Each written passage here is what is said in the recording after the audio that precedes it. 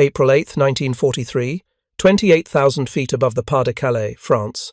Major Don Blakesley led the 4th Fighter Group's first combat mission in their new Republic P-47 Thunderbolts. The formation of bulbous American fighters crossed the French coast, their distinctive silhouettes drawing immediate attention from Luftwaffe ground observers. Within minutes, German pilots scrambled from airfields across northern France, eager to test themselves against what their intelligence briefings had dismissed as America's latest mistake. Oberleutnant Josef Pips Priller, commanding officer of Jagdgeschwader 26 and already a decorated ace with over 50 victories, climbed toward the American formation in his Focke-Wulf 190. As he closed to visual range, he radioed his wingmen with undisguised contempt. The Americans had sent fat milk jugs to fight the Luftwaffe's finest. The P-47 weighed 7 tons empty, nearly double the weight of Priller's Focke-Wulf.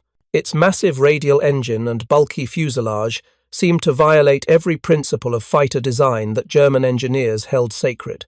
To Luftwaffe pilots trained on sleek, lightweight aircraft built for speed and maneuverability, the Thunderbolt looked like a flying insult to their profession. What Priller and his fellow German aces couldn't know as they prepared to attack was that this ungainly American fighter carried 8 Browning M250 caliber machine guns, each capable of firing 800 rounds per minute. In the next 18 months, these weapons would help destroy approximately 7,000 German aircraft in air-to-air and ground combat. The dismissive nickname "Fat" would transform into grudging respect, then fear, and finally admission that the Americans had built something the Luftwaffe had never anticipated. A fighter that didn't need to be graceful to be deadly. If you're enjoying this deep dive into the story, hit the subscribe button and let us know in the comments from where in the world you are watching from today. The Republic P-47 Thunderbolt that entered combat in April 1943 represented a fundamental challenge to German assumptions about fighter aircraft. Luftwaffe doctrine, forged in the Spanish Civil War and refined through 4 years of total war, emphasized lightweight, highly maneuverable fighters optimized for dogfighting. German pilots trained extensively in turning combat, energy management, and exploitation of their aircraft's superior climb rates and acceleration. The Messerschmitt Bf 109 and Focke-Wulf 190 embodied this philosophy perfectly. Relatively light, exceptionally nimble, armed with heavy cannon that could destroy bombers with single hits. When German intelligence officers first analyzed photographs and reports of the P-47, they reached conclusions that seemed self-evident. The Americans, lacking Germany's engineering sophistication, had built an aircraft around the only thing they understood: brute force, a massive engine, heavy construction, overwhelming firepower.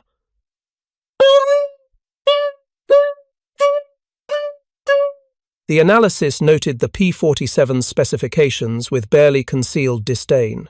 Empty weight, 10,000 pounds.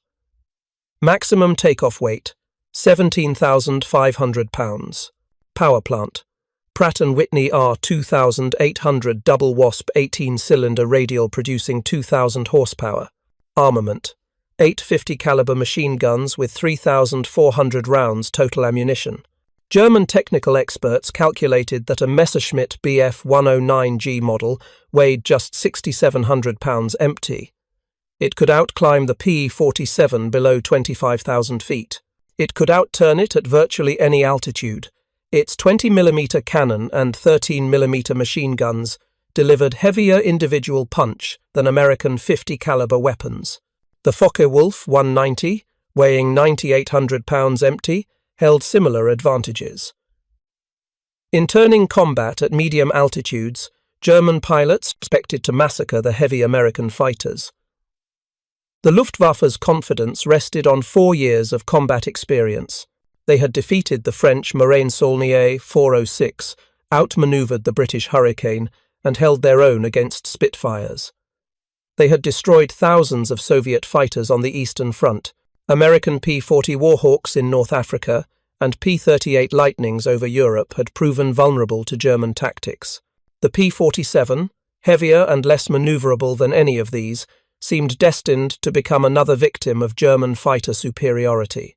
What German analysis missed entirely was that American designers had solved a different problem than German engineers had even considered. Alexander Kartveli, the Georgian-born chief engineer at Republic Aviation, hadn't designed the P-47 to win turning dogfights. He had designed it to dominate through firepower, protection, and operational flexibility. The 850 caliber machine guns represented not just numerical superiority, but a fundamental shift in fighter armament philosophy. Each Browning M250 caliber machine gun fired a half-inch diameter projectile weighing between 610 and 730 grains, depending on ammunition type. At a cyclic rate of 800 rounds per minute per gun, the P-47's 8-gun battery delivered a combined rate of fire exceeding 100 rounds per second. More significantly, this represented over 12 pounds of lead per second directed at the target. The kinetic energy delivered in a 1-second burst from all 8 guns exceeded 25,000 foot-pounds, roughly equivalent to the impact of 8 professional heavyweight boxers throwing simultaneous punches. But raw kinetic energy told only part of the story. The 50 caliber projectile combined sufficient mass with high velocity to retain devastating effectiveness at ranges where German weapons began losing effectiveness. The standard M2 ball round left the muzzle at 2,800 feet per second. Armor-piercing incendiary rounds, introduced in 1943, could penetrate nearly 1 inch of face-hardened steel armor at 300 yards. The armor-piercing incendiary trajectory remained flat enough for accurate fire out to 800 yards, though most combat occurred much closer. German pilots accustomed to their cannon armament initially dismissed the American machine guns as inadequate. Luftwaffe doctrine emphasized heavy, slow-firing cannon over lighter, rapid-firing machine guns. The logic seemed sound. A single 20mm Mauser MG 151 cannon round, standard armament on the Bf-109G, weighed approximately 4.6 ounces and delivered explosive power that could tear large pieces from enemy aircraft. One solid cannon hit might destroy a fighter. 2 or 3 hits would almost certainly bring down any aircraft. The Focke-Wulf 190A model carried 4 20mm MG 151 cannon plus 2 13mm MG 131 machine guns. This mixed battery delivered tremendous destructive power in short bursts. Against bombers, it proved devastatingly effective.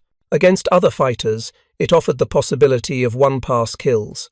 German pilots trained to make single, perfectly executed attack passes, firing brief, accurate bursts that conserved ammunition while maximizing hit probability.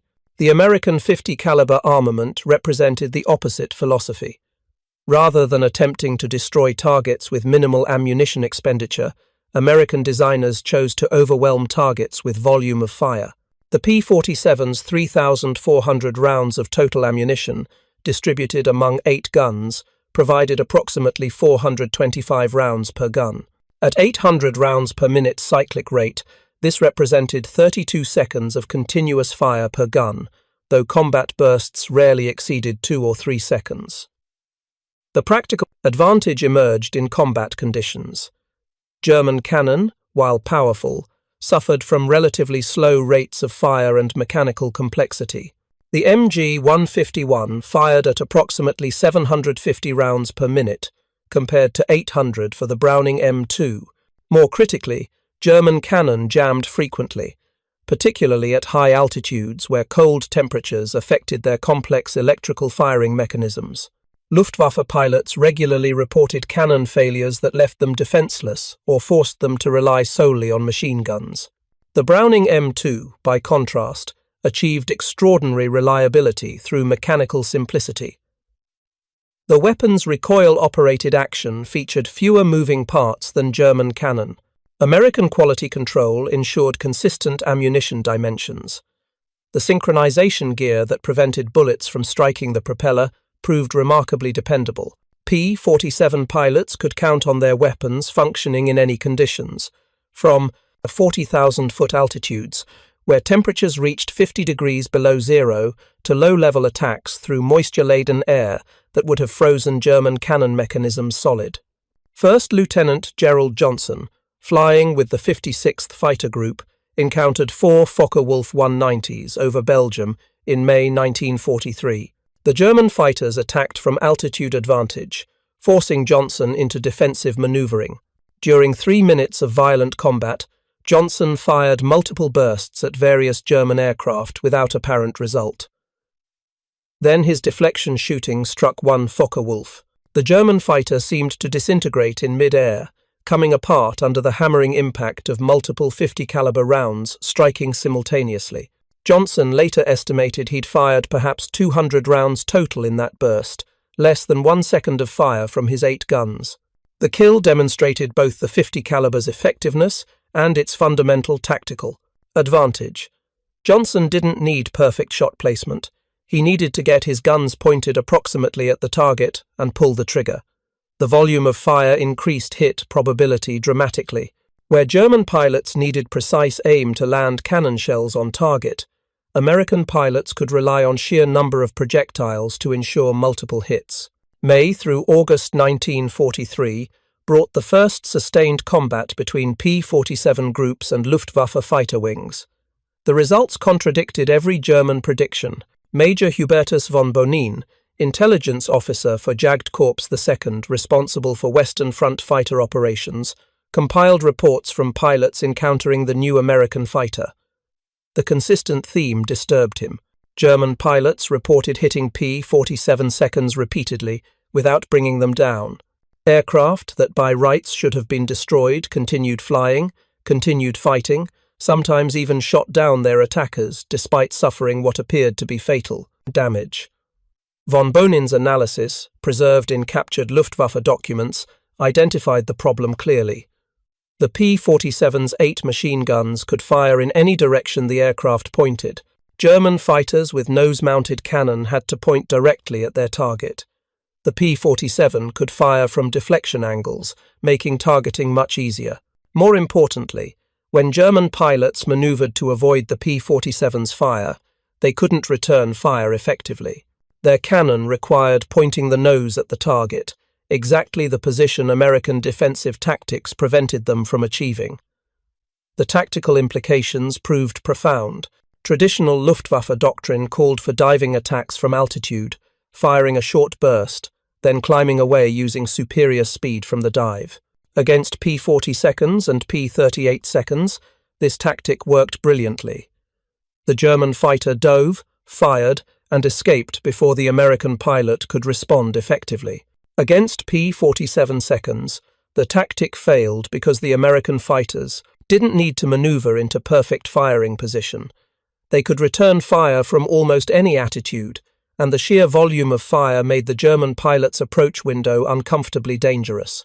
Major Egon Meyer, commanding officer of Jagdgeschwader II and one of Germany's most successful bomber destroyers with over 100 victories, developed new tactics specifically for engaging P-47 seconds.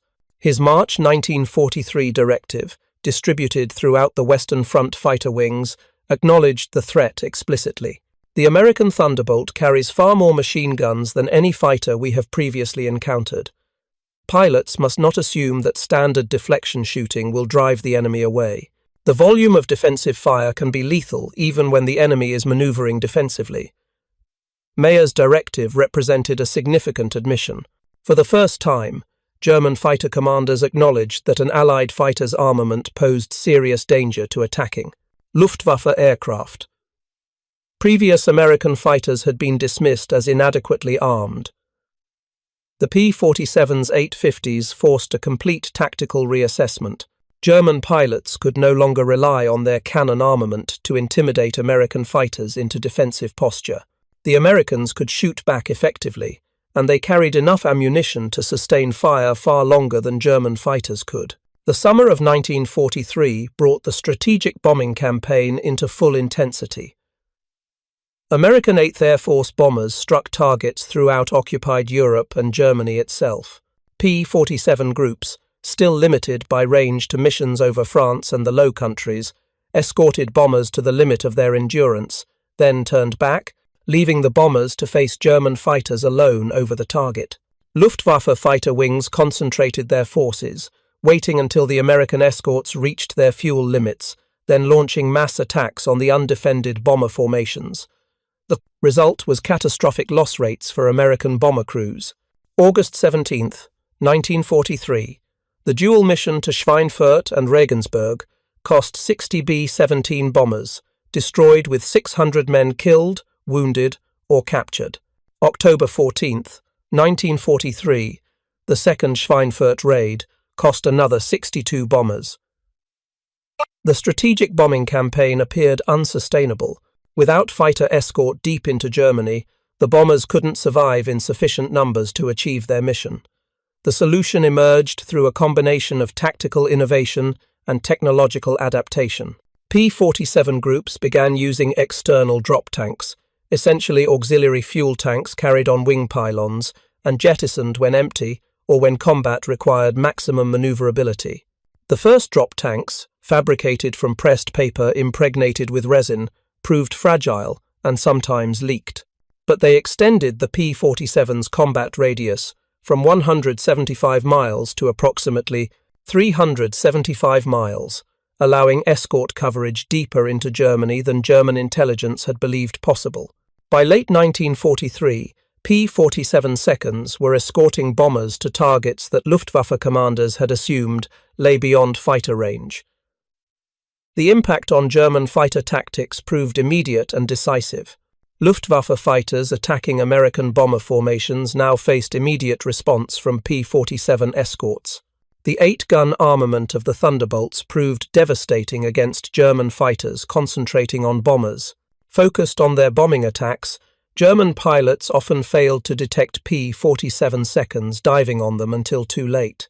First Lieutenant Robert Johnson, 56th Fighter Group, described the typical engagement in his after-action report from October 1943.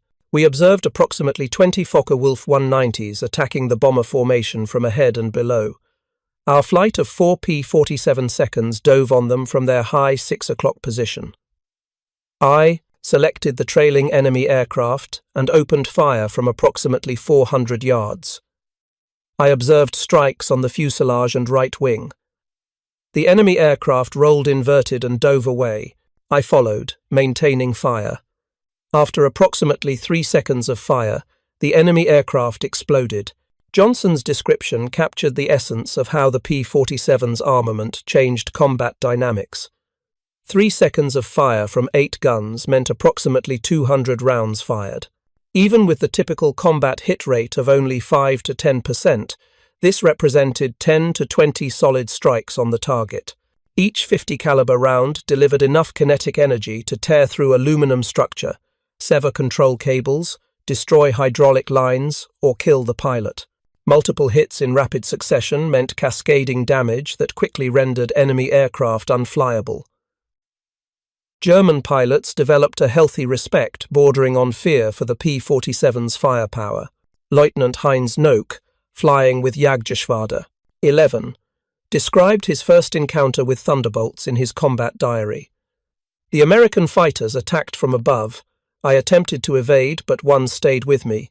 I could see his tracers reaching toward me. When his fire struck my aircraft, it sounded like someone hammering on a steel drum with incredible violence. My wingman shouted that my aircraft was streaming fuel and pieces were coming off. I dove away and barely made it back to base.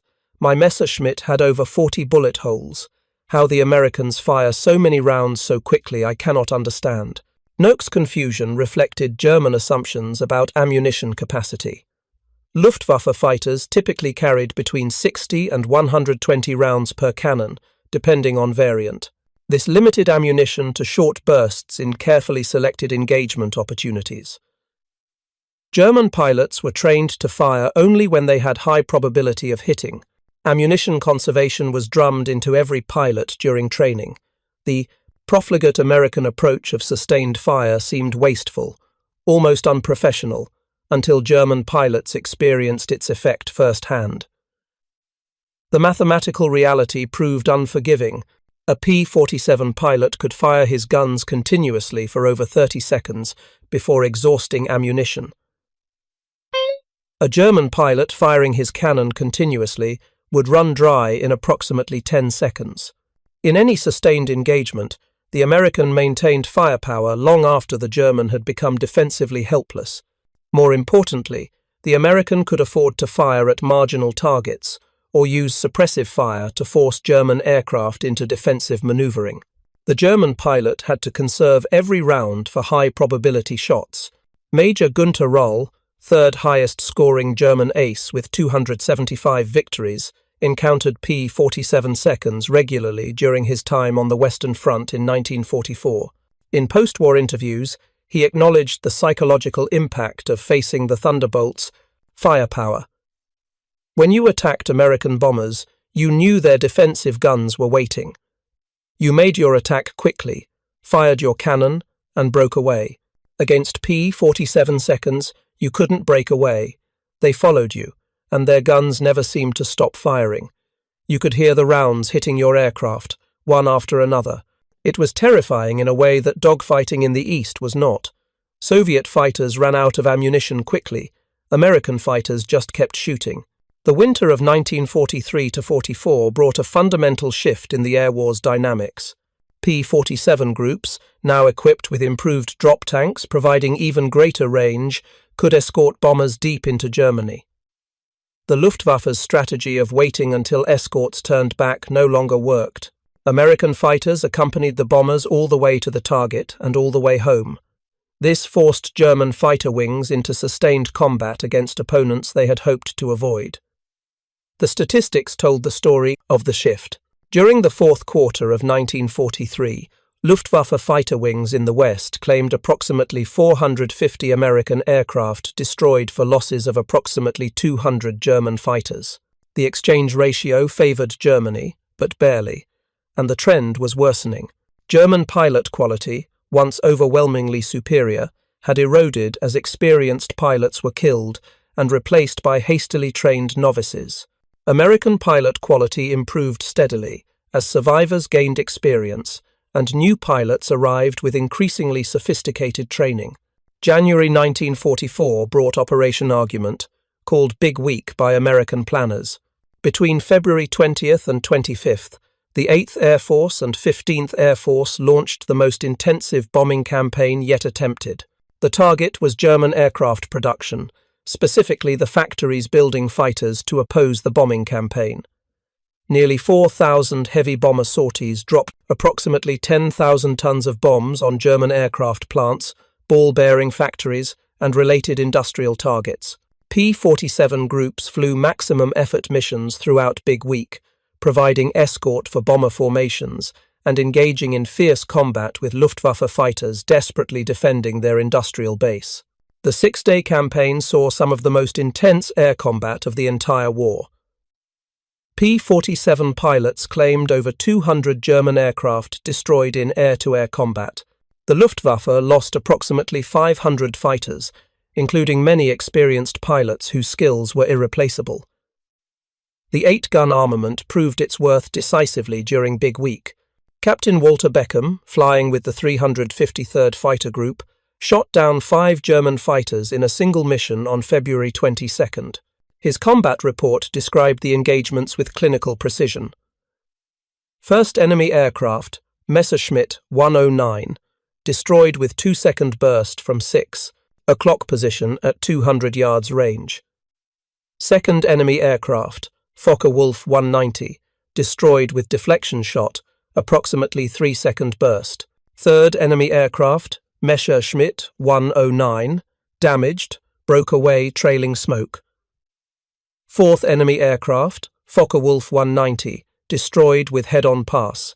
Fifth enemy aircraft, Messerschmitt 109, destroyed during pursuit, sustained fire approximately 4 seconds. Beckham's account demonstrated how the P-47's ammunition capacity enabled sustained combat effectiveness. In a single mission, lasting approximately 2 hours, he'd engaged 5 separate targets, destroying 4 confirmed and damaging a 5th. His total ammunition expenditure was approximately 800 rounds, leaving him with sufficient ammunition to engage additional targets had they appeared. A German pilot with limited cannon ammunition would have been defenseless after the third engagement, regardless of how many additional targets he encountered.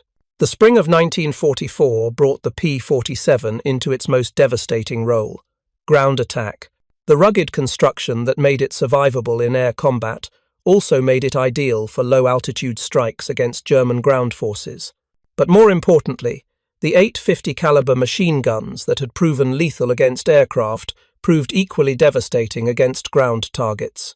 Locomotives, trucks, fuel tanks, radar installations, nothing could withstand sustained fire from 850s at close range. The transformation of the P-47 from air superiority fighter to ground attack aircraft accelerated rapidly in early 1944. Fighter groups discovered that their 850 caliber machine guns could accomplish what medium bombers struggled to achieve: precision destruction of tactical targets with minimal collateral damage. A single P-47 making a strafing run could destroy a locomotive, eliminate a convoy, or suppress an anti-aircraft position with surgical accuracy. Impossible for high-altitude bombers. Major Dave Schilling, operations officer for the 56th Fighter Group, pioneered systematic ground attack tactics that exploited the P-47's firepower. His March 1944 tactical memorandum, distributed throughout 8th Air Force Fighter Command, outlined the methodology that would define American fighter-bomber operations. When engaging ground targets, pilots should approach from an angle that maximizes time on target while minimizing exposure to defensive fire. Open fire at approximately 800 yards range. Walk fire into the target using tracers for correction. Maintain fire until within 300 yards, then break away sharply to avoid ground fire and debris. The 8-gun battery made this tactic devastatingly effective. At 800 yards range, all 8 guns firing together created a beaten zone approximately 30 feet wide and 60 feet long. As range decreased, the pattern tightened, concentrating fire, with increasing accuracy. By 300 yards, skilled pilots could place the majority of their rounds within a 10-foot circle. This precision, combined with the sheer volume of fire, meant that virtually any ground target struck by a P-47's full armament was destroyed or disabled. German ground forces quickly learned to fear the distinctive sound of the P-47's 18-cylinder radial engine. Unlike the smooth whine of inline engines on Messerschmitts and Focke-Wulfs, the P-47's radial produced a deeper, throaty roar that carried for miles. German soldiers called them Jabo, short for jagged bomber or fighter bomber, but the term carried terror rather than mere description. When the sound of approaching radials echoed across the landscape, German troops knew they had perhaps 30 seconds to find cover before 850 caliber machine guns began tearing apart everything in sight. The armor-piercing incendiary ammunition proved particularly effective against vehicles and fuel. Storage. The incendiary component, a small charge of thermite compound in the projectile base, ignited on impact with hard targets. When multiple rounds struck fuel tanks, ammunition trucks, or supply dumps, the cumulative incendiary effect started fires that quickly became uncontrollable. P-47 pilots returning from ground attack missions regularly reported secondary explosions and fires visible from 20 miles away. First Lieutenant Quince Brown, flying with the 78th Fighter Group, filed a typical after-action report from April 1944. Proceeded to assigned patrol sector, observed German convoy of approximately 20 vehicles on road northeast of Chartres, dove to attack from 6,000 feet, opened fire at 800 yards on lead vehicle, observed strikes, vehicle exploded. Continued fire on second and third vehicles, both destroyed. Made second pass on convoy, destroyed 2 additional trucks and damaged several others. Estimated total ammunition. Expenditure. 1,200 rounds. Convoy completely halted, multiple vehicles burning. Brown's report illustrated the efficiency of the 8-gun armament against ground targets. 1,200 rounds, approximately 150 rounds per gun, had destroyed or damaged at least 6 vehicles and halted an entire convoy. A German fighter with limited cannon ammunition might have destroyed 1 or 2 vehicles before running out of ammunition. The P-47 could engage multiple targets in multiple passes and still retain sufficient ammunition for self-defense if attacked by enemy fighters. The psychological impact on German ground forces proved as significant as the physical destruction. Wehrmacht soldiers interviewed after the war consistently described air attacks as the most terrifying experience of combat. Artillery could be survived by taking cover in foxholes.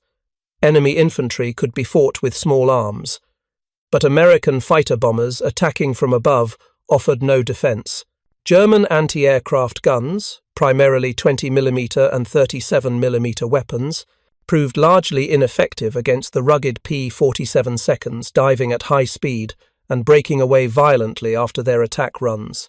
Major Joseph Sepp Wurmheller, commanding Jagdgeschwader II and credited with 93 victories before his death in June 1944, filed a report with Luftwaffe High Command in May 44 that captured German frustration. The American fighter bombers, primarily Thunderbolts, have made daylight movement of supplies nearly impossible in forward areas. Any vehicle on any road is subject to immediate attack. Our attempts to provide fighter cover for convoys have proven futile. The American fighters attack so quickly and in such numbers that our fighters cannot intercept them before they have destroyed their targets. Their 8 machine guns can destroy an entire convoy in seconds. Wurmheller's assessment proved prophetic. By June 1944, German forces in France faced a transportation crisis. Fuel, ammunition, reinforcements, everything needed to sustain military operations had to move at night to avoid American fighter-bomber attacks. Even night movement became increasingly dangerous as P-47 groups developed night interdiction tactics, patrolling roads under moonlight and attacking anything that moved. The cumulative effect strangled German logistics, creating shortages that weakened defensive capabilities, regardless of how many troops or tanks were nominally available. D-Day, June 6, 1944, demonstrated the P-47's ground attack capabilities at maximum intensity. 9th Air Force P-47 groups, operating from bases in England with forward refueling points established in captured French territory, flew over 1,900 sorties on D-Day alone. They strafed German positions, destroyed transportation choke points, suppressed anti-aircraft batteries, and attacked any German unit attempting to reinforce the invasion beaches. The 850 caliber machine guns fired over 135,000 rounds of ammunition that day, ripping apart German defensive positions and enabling Allied ground forces to establish their beachhead. 2nd Lieutenant John Carter, 74th Fighter Squadron, attacked German positions near Omaha Beach in the afternoon of June 6. His combat report described the chaotic intensity of ground attack in a target-rich environment. Observed German infantry in prepared positions approximately 500 yards inland from beach, made strafing pass at treetop level, opened fire at approximately 600 yards, observed numerous strikes on enemy positions, made second pass perpendicular to first, again observed strikes, ammunition running low, made final pass on suspected vehicle concentration, observed explosions, landed at base with approximately 200 rounds remaining. Carter's 3 strafing passes had expended over 3,000 rounds, nearly his entire ammunition load. German soldiers who survived the attack and were captured days later described the experience as apocalyptic. The fire from American fighters was continuous, like a giant knife cutting through everything. Men, equipment, trees, buildings, nothing could survive. We could only press ourselves into the earth and pray. The weeks following D-Day brought sustained ground attack operations that crippled German tactical mobility. P-47 groups operated a relay system, with fresh squadrons arriving over assigned sectors as others departed to rearm and refuel. This maintained virtually continuous pressure on German forces attempting any daylight movement. Transportation networks collapsed. Reinforcements took days to move distances that should have required hours. Supply shortages became critical. The Falaise Pocket in August 1944 provided the ultimate demonstration of P-47 ground attack effectiveness. German forces attempting to escape Allied encirclement found themselves trapped in narrow roads and fields, subjected to continuous attack from American and British fighter bombers. P-47 groups attacked in relays from dawn to dusk. their 8 machine guns ripping apart vehicles, artillery pieces, and anything that moved.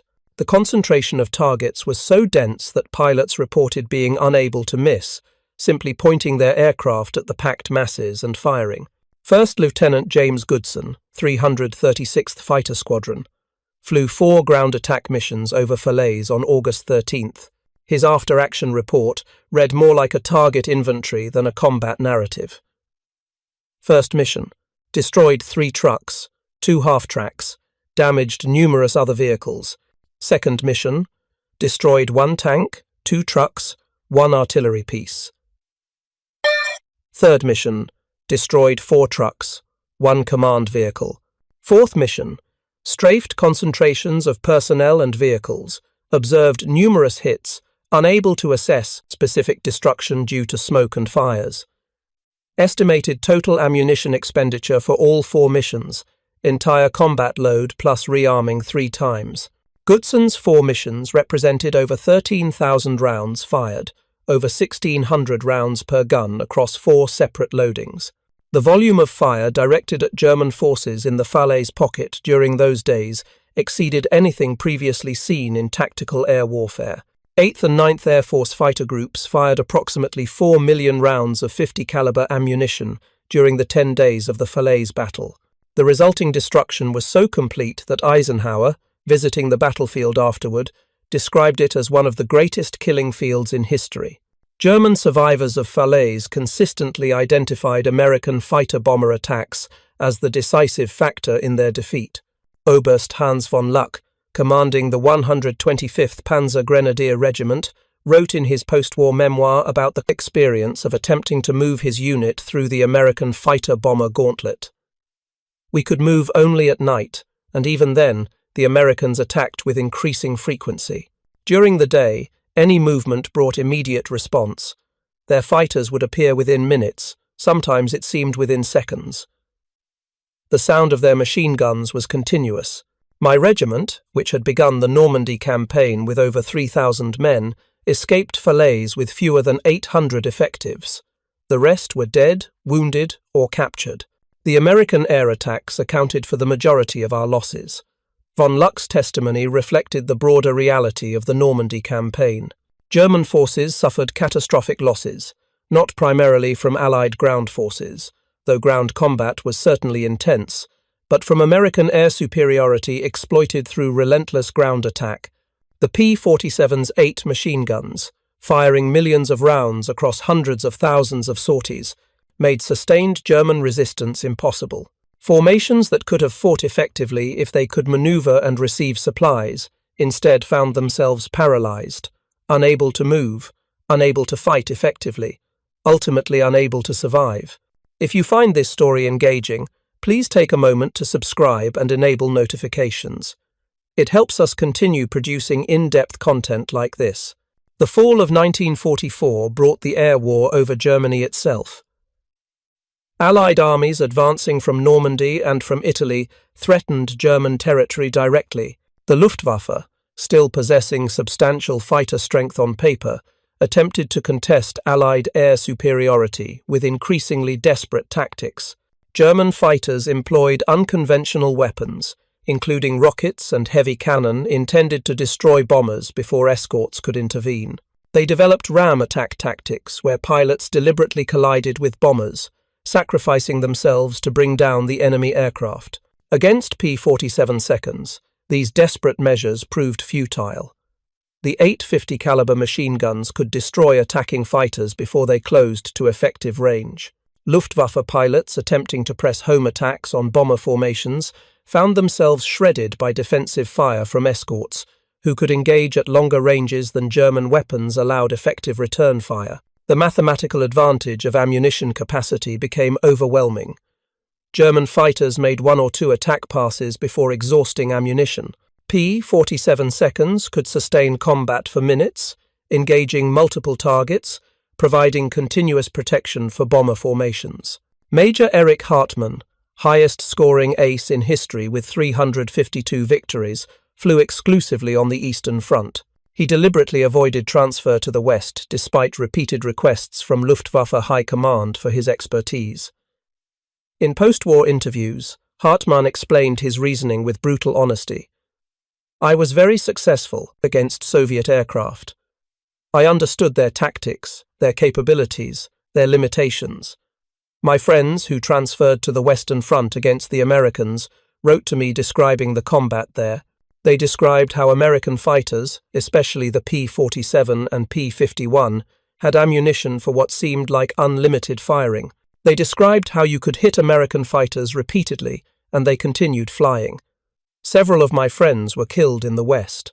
I decided that my skills were better employed where I had advantages, not where the enemy had advantages over me." Hartmann's admission, from history's most successful fighter pilot, carried profound implications. The Luftwaffe's best, most experienced, most skilled pilots recognized that facing American fighters had become a losing proposition. The combination of the P-47's firepower, protection, and operational flexibility created an opponent that even exceptional German pilots preferred to avoid. This represented a complete reversal from 1940 through 42, when German pilots eagerly sought combat, confident in their superiority. By late 1944, even Germany's aces understood they faced opponents they could not defeat through skill alone. The winter of 1944 to 45 brought Germany's final attempt to regain air superiority. Operation Bodenplatte, launched on January 1, 1945. The Luftwaffe marshalled over 850 fighters for coordinated attacks on Allied airfields in Belgium and Holland. The operation achieved tactical surprise, destroying over 300 Allied aircraft on the ground in the initial strikes. German pilots, briefed that this would be the decisive blow that restored Luftwaffe dominance, attacked with determination born of desperation. The problem emerged as Allied fighters scrambled and engaged.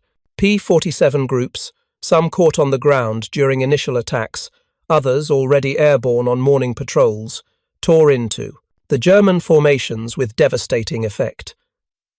The 8-gun armament proved lethal in the confused combat that sprawled across hundreds of square miles.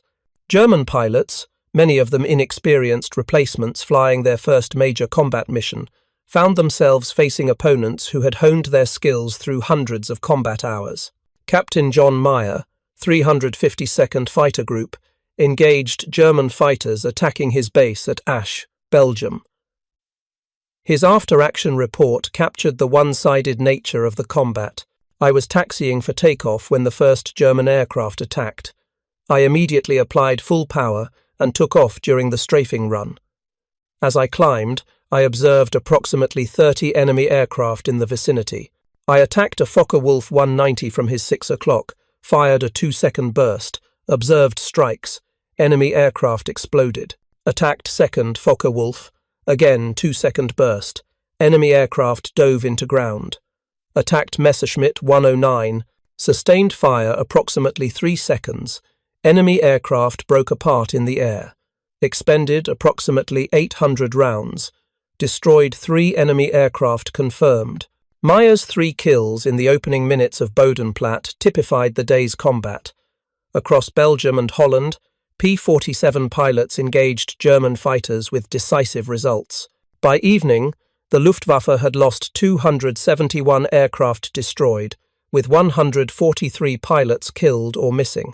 Among the dead were experienced leaders whose loss devastated German fighter capabilities.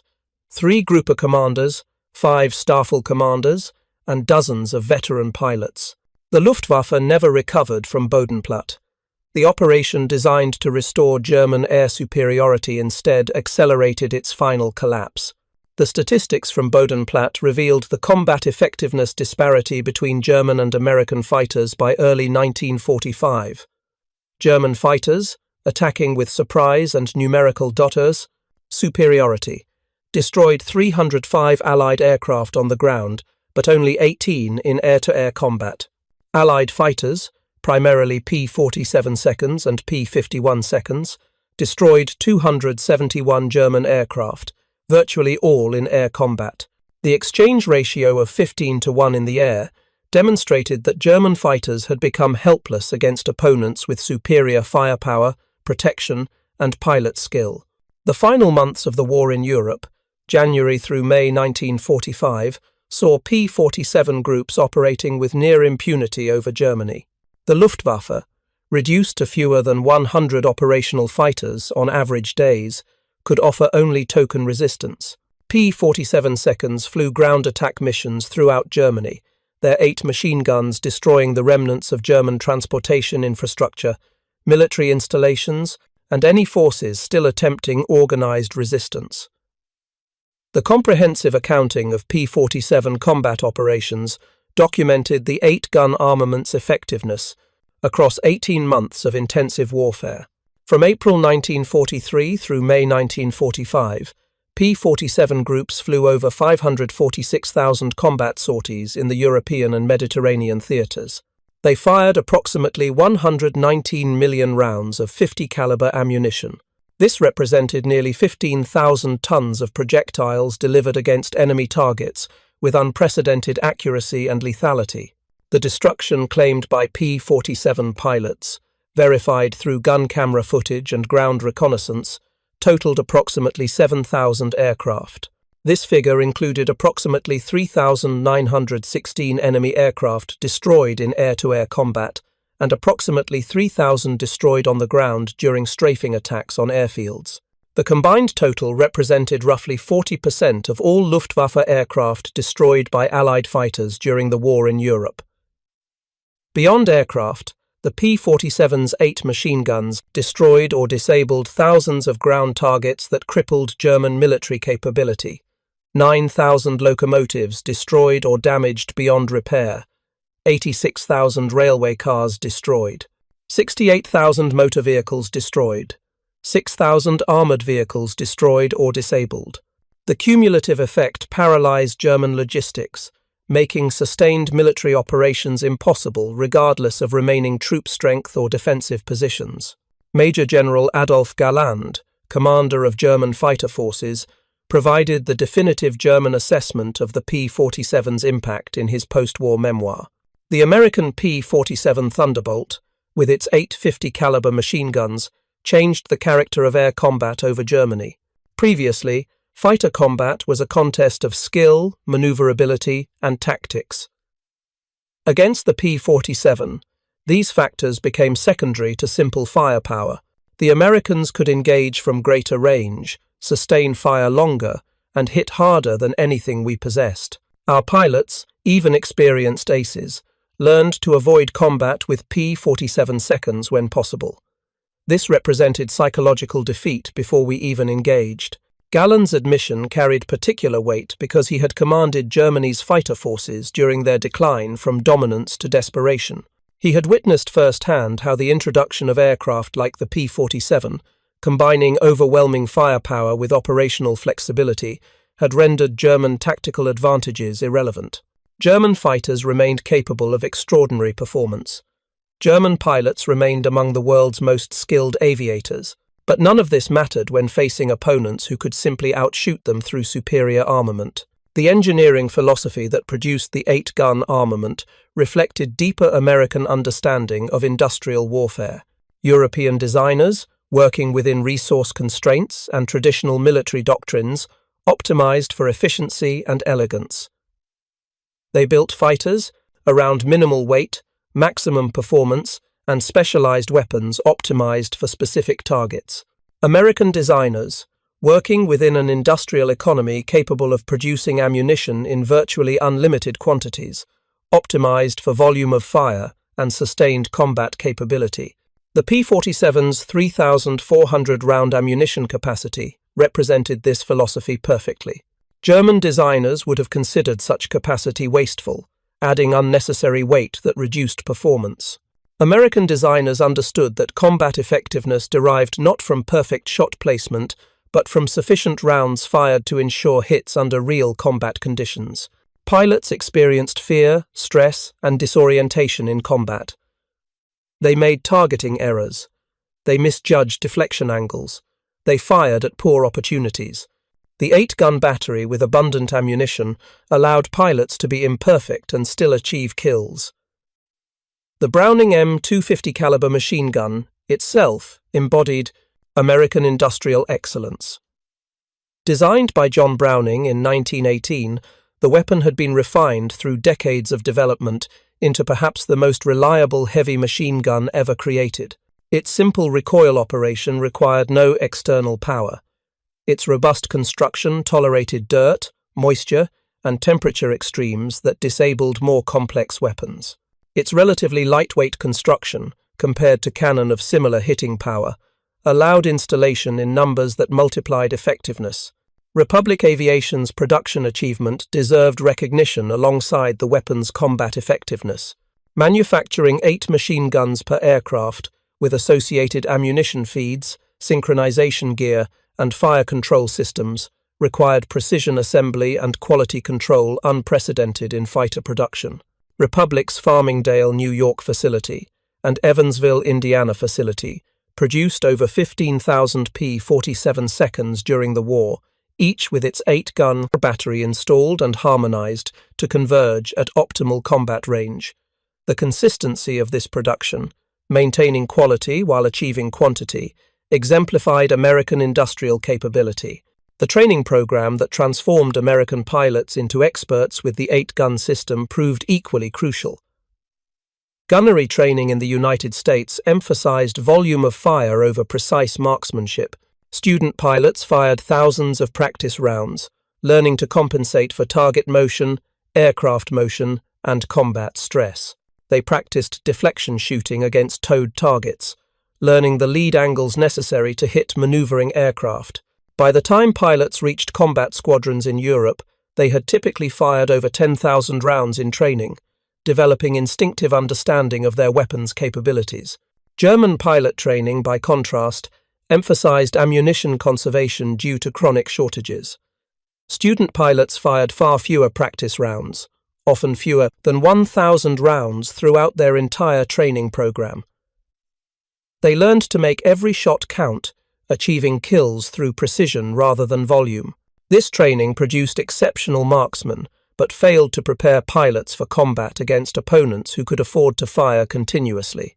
When German pilots encountered P-47 seconds in combat, they found themselves facing enemies who didn't need perfect aim because they could simply keep shooting until they achieved hits.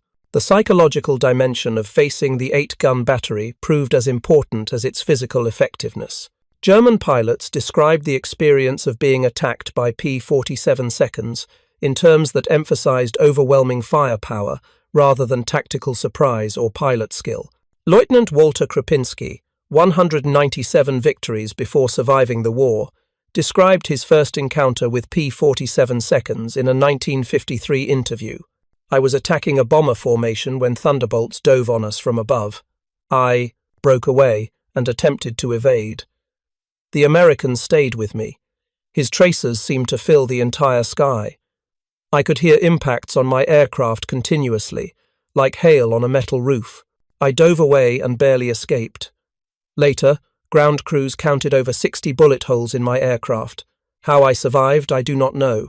The volume of fire was unlike anything I had experienced, even in Russia." Krupinski's testimony reflected broader German perception of American firepower. The 8-gun battery, firing over 100 rounds per second combined, created a beaten zone that appeared inescapable to pilots experiencing attack. Even though most rounds missed, enough hit to create devastating damage. The psychological impact of continuous impacts, rather than single hits from cannon shells, proved more demoralizing. German pilots could rationalize that a single cannon shell had struck them through chance or bad luck.